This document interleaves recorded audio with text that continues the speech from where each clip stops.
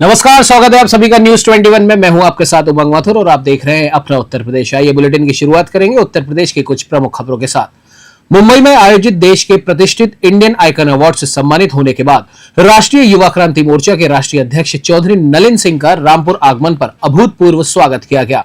Ambedkar park में आयोजित समारोह में जन सैलाब उमड़ पड़ा। आपको बता दें, समारोह में चौधरी नलिन सिंह ने कहा कि यह पुरस्कार युवाओं की शक्ति और समाज में उनके योगदान को समर्पित है। उन्होंने युवाओं से शिक्षा, रोजगार और राष्ट्र निर्माण में सक्रिय भूमिका निभाने का आह्वान किया। समारोह में विभिन्न सामाजिक संगठनों, बुद्धिजीवियों और कार्यकर्ताओं ने हिस्सा लिया। प्रदेश अध्यक्ष अमित श्रीवास्तव ने कहा कि यह सम्मान केवल नलिन सिंह का नहीं बल्कि पूरे जिले और प्रदेश का गौरव है। समारोह में कई वरिष्ठ नेता और कार्यकर्ता उपस्थित रहे। रामपुर से शहबाज खान की रिपोर्ट।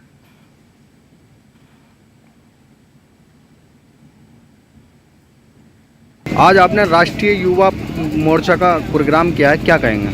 जी, आज मैं अपने शहर रामपुर में, क्योंकि मैं यहीं का, मेरा डोमिसाइल यहीं का है और मैं यहीं का रहने वाला हूँ, तो आज अपने शहर में इंडियन आइकॉन अवार्ड जो कि मुंबई में मिला, उसके तहत मेरे साथियों ने मेरा स्वागत किया और हम सभी युवा शक्ति, युवा साथी एकजुट होकर इस देश के हित में, युवाओं के हित में कुछ करना चाहते हैं, बड़ा करना चाहते हैं। वही हमारा संदेश है। युवा क्रांति मोर्चा युवाओं के लिए क्या कड़े निर्देश क्या हैं?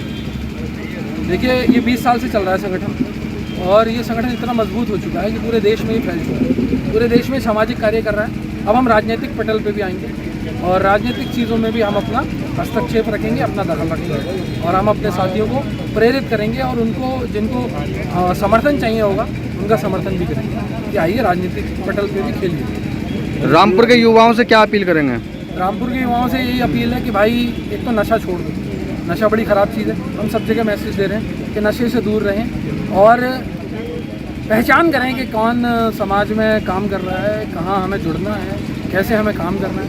मेरा यही संदेश है यूथ को। राष्ट्रीय युवा क्रांति मोर्चा जो कि देशभक्त संगठन है, पिछले 20 सालों से बड़ी मजबूती के साथ लोगों के हित के लिए काम कर रहा है, उससे जुड़िए और यही आपके सपनों को पूरा करेंगे। ये एक सवाल है, अभी आप बोल रहे थे कि हमारी जो बीच में आएगा और जो लोग घोड़ा बनेंगे उनके लिए क्या संदेश है, किस पर निशाना था वो? बिल्कुल, मेरा निशाना किसी व्यक्ति पे नहीं था, मेरा निशाना उन सभी समस्याओं पे था कि जो भी कोई समस्या अगर हमारे रास्ते में आती है तो हम उसके लिए बहुत मजबूती से खड़े हैं और उसको हम उस समस्या के लिए बहुत मजबूती से खड़े हैं। कि कई बार ऐसा हो जाता है कि हमारे संगठन के कार्यकर्ता का ही कहीं ना कहीं अन्याय या शोषण होता है या हमें सुनने में आता है कि उसको दबाया जाता है, तो हम उस चीज़ को, हमने कहा कि हम उस पर बहुत तेज़ एक्शन लेंगे।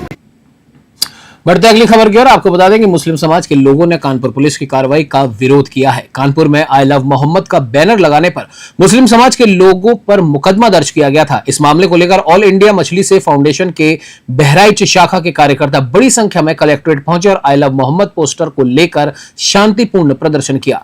कार्यकर्ताओं ने नगर मजिस्ट्रेट को राष्ट्रपति के नाम ज्ञापन सौंपा। फाउंडेशन के अध्यक्ष मौलाना शाहिद अकीलुल्लाह नकवी ने कहा कि हर धर्म के लोग अपने अपने ईश्वर और पैगंबर से प्यार करते हैं और ये सम्मान का विषय है। उन्होंने कहा कि किसी को भी धार्मिक भावनाओं को ठेस पहुंचाने का अधिकार नहीं है। प्रदर्शन में बड़ी संख्या में लोग शामिल हुए और उन्होंने शांतिपूर्ण तरीके से अपनी बात रखी। बहराइच से राहुल वर्मा की रिपोर्ट।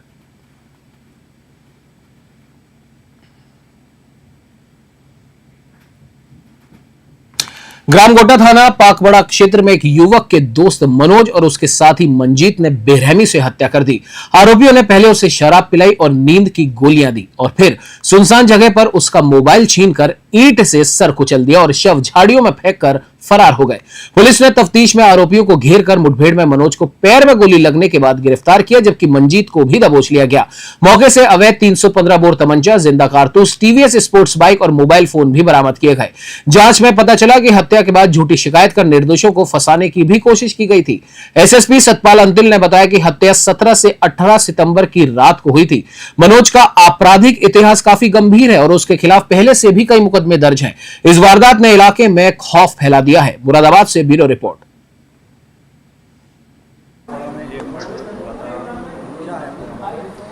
देखिए, 17/18 की रात को थाना पाकवाड़ा क्षेत्र में एक मर्डर की घटना हुई थी। सुबह सूचना मिलने पर सभी वरिष्ठ अधिकारियों के द्वारा घटनास्थल का निरीक्षण किया गया और इसमें परिवार की तरफ से एक कंप्लेंट के आधार पर 3 नामजद अभियुक्तों के खिलाफ अभियोग पंजीकृत किया गया।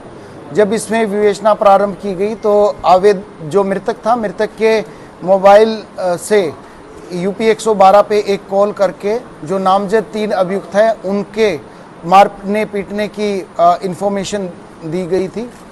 इवेंट अटेंड होने के पश्चात जो परिवारजन हैं और हम लोगों को भी उन्हीं पर शक था। इस क्रम में जब यूपी 112 से सारी डिटेल ली गई तो ये तथ्य प्रकाश में आए कि जो एक्यूज्ड हैं उनको फंसाने के उद्देश्य से किसी तीसरे व्यक्ति के द्वारा आवाज़ बदल कर कॉल की गई है और इसमें एक्यूज जो नामजद अभियुक्त हैं उनके अलावा दूसरे लोगों की भूमिका है। जब गहनता से इसका वीडियो फुटेज खंगाले गए, साथ के साथ में CDR इलेक्ट्रॉनिक साक्ष्य जांचे गए और वहां का टावर डंप लिया गया और मैनुअल जानकारी प्राप्त की गई, तो ये तथ्य प्रकाश में आए कि वहां पर बेसिकली एक मंजीत और दूसरा लड़का मनोज और साथ के साथ में जो एक्यूज्ड हैं इनके परिवार की एक लड़की, इन लोगों के द्वारा एक सुयोजित तरीके से ये घटना की है। इसमें जो मनोज है, मनोज मेन कॉन्स्पिरेटर है जिसके द्वारा जो मृतक था उसकी ईंट से और गला दबाकर उसकी हत्या कर दी गई। मनोज और जो एक्यूज्ड नामजद अभियुक्त थे उनकी पुत्री के बीच में आपस में बातचीत थी और उनके द्वारा पूर्व में भी परिवार को ख़त्म करने के लिए नशे की गोलियां, नींद की गोलियां देकर भी प्रयास किया गया था, परंतु वो विफल रहे और इसमें इनके द्वारा साजिश की गई कि एक व्यक्ति की हत्या करके इस प्रकार से एक कॉल करेंगे और उसको फिर ये लोग नामजद हो जाएंगे और जब इनका परिवार नामजद हो जाएगा लड़की का तो वो जेल चले जाएंगे और इनके जीवन में किसी भी प्रकार की कोई बाधा नहीं रहेगी। तो इस प्रकार से एक अभियुक्त के द्वारा जिसका क्रिमिनल हिस्ट्री है उसके साथ एक लड़की के साथ मिलके उसके परिवार को फंसाने का प्रयास किया गया। जिले के लालगंज और मुंडेरवा थाना क्षेत्र में पुलिस, एसओजी और स्वैट टीम ने एक बाल अपचारी समेत 8 छिनेती गैंग के सदस्यों को गिरफ्तार किया है। पुलिस ने मुखबिर की सूचना पर बालकेश, शत्रुघ्न, विवेक, विनीत, गौरी, इंद्रजीत और अन्य को पकड़कर उनके पास से 4 लॉकेट, 2 चाकू और 2 बाइक बरामद किए। इस गैंग का सरगना बलकेश है और गैंग महिलाओं को अपना शिकार बनाता था। बाइक से झपट्टा मारकर लॉकेट, कान का झाला छीनकर फरार हो जाते थे। गैंग बस्ती और संत कबीर नगर में कई घटनाओं को पहले भी अंजाम दे चुके हैं। इसमें 2 सोनार भी शामिल थे जो छिनेती के आभूषण खरीदते थे। एसपी अभिनंदन ने बताया कि गिरफ्तार युवकों की उम्र 18 से 19 वर्ष है। इनके खिलाफ भारतीय दंड संहिता और आर्म्स एक्ट के तहत मुकदमा दर्ज कर जेल भेजा गया है। पुलिस अब इस गैंग से जुड़े अन्य मामलों की गहन जांच कर रही है। बस्ती से दिलीप पांडे की रिपोर्ट।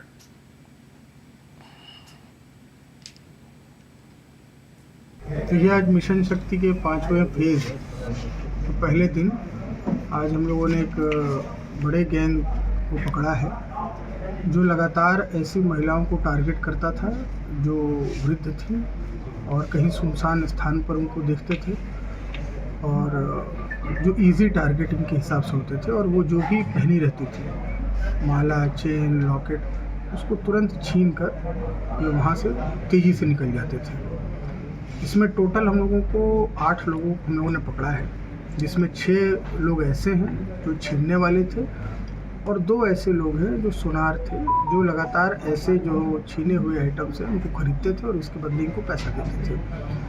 इनका टारगेट एरिया था जो हमारे बॉर्डर का जो पॉइंट्स हैं, जैसे मुंडेरवा, लालगंज और संत कबीर नगर के जो एडजॉइनिंग थाने हैं वो इनका कार्यक्षेत्र था और ये बड़े ही शातिर किस्म के हैं। ये लगातार ये सभी रूटों का ज्ञान रखते थे और जिस रूट से ये छीनते थे जाके लौटते किसी और रूट से थे, बाइक का नंबर भी बदलते थे। और जब इनको हम लोगों ने पकड़ा है तो इनके पास से हम लोगों को जो 4 लॉकेट्स जो इन लोगों ने छीनी थी वो सभी बरामद हो गई हैं। 2 बाइकें जिनका प्रयोग ये लोग घटना करने के लिए करते थे उसको बरामद कर लिया गया है और चाकू भी इन लोगों के पास से बरामद किया गया है। बढ़ते अगली खबर की ओर। आपको बता दें, खबर आ रही है मुरादाबाद से, जहां जिले से एक विवादित मामला सामने आया है। बताया गया है कि एक मुस्लिम युवक अपने शहर के एक इलाके में मकान खरीदा, जिस पर स्थानीय हिंदू संगठनों ने विरोध जताया। शिवसेना के जिला अध्यक्ष वीरेंद्र अरोड़ा ने मीडिया को बताया कि यह मकान राकेश रस्तोगी व सुषमा रस्तोगी का था, जिस पर यूनियन बैंक का कर्जा था। उनके अनुसार बैंक मैनेजर की कथित सांठगांठ के कारण मकान नीलामी में मुस्लिम युवक को मिल गया। शिवसेना ने इस मकान के सौदे पर आपत्ति जताई और साथ ही मुरादाबाद के कई मुस्लिम इलाकों में धर्म परिवर्तन के गंभीर आरोप भी लगाए। संगठन ने मुस्लिम समुदाय के लिए आपत्तिजनक शब्दों का भी इस्तेमाल किया। स्थानीय प्रशासन और पुलिस ने स्थिति पर ध्यान देते हुए मामले की जांच शुरू कर दी है। मुरादाबाद से ब्यूरो रिपोर्ट।